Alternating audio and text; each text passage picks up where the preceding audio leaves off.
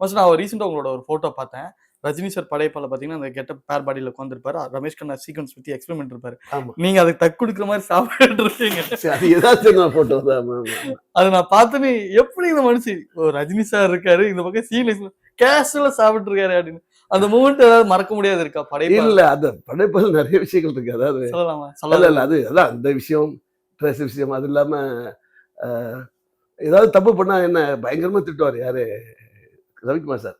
நான் வந்து ஏதாவது ஆர்வம் கூட ஏதாவது பண்ணுவேன்ல அந்த ஷார்ட் வச்சா நான் ஏதாவது அரேஞ்ச் பண்ணுவேன். அப்படியே ரெடி டேக் லாக்கும் போது லாக் ஸ்டாண்ட் பை ரெடி நிசப்தமாவில்ல அப்ப நான் யாரோ ஒரு ஆளை கரெக்ஷன் பண்ணிட்டு இருக்கேன். இது அவனை கூப்பிடு அதாவது அவரை டேக்ஸா கூட்டார். பயங்கரமா கத்துன சேரண்ட சோகமா அப்படி உட்கார்ந்தேன். ஒரு ரஜி சார் என் பக்கத்துல வந்தார். வந்துட்டு பக்கத்துல உட்காந்துட்டு அவர் பார்த்தேன். என்னை மட்டும் சொல்லியிருந்தா நான் தூக்கில தொங்கிருப்பேன் தெரியுமா?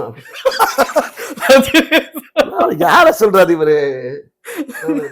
யார சொல்லு அதான் கண்ணல் திட்டார்ல உங்கதான் திட்டாரு. ஆமா இது மாதிரி என்ன திட்டு வச்சுக்கலாம் நான் சூசைட் பண்ணிருப்பேன் இப்ப இந்த இடத்துல உங்களை ட்ரிகர் பண்ற மாதிரி. நீங்க வேற கம்பெனி நானே டேக்ஸ் எடுத்துருக்கேன். இதெல்லாம் அப்படி சொல்ல முடியுமா? நம்ம அந்த ஒரு சின்ன பையனால குமார வேற வேலை சும்மா ஏத்தி விட்டு சும்மா இது இப்ப சொல்ல முடியாதுல்ல.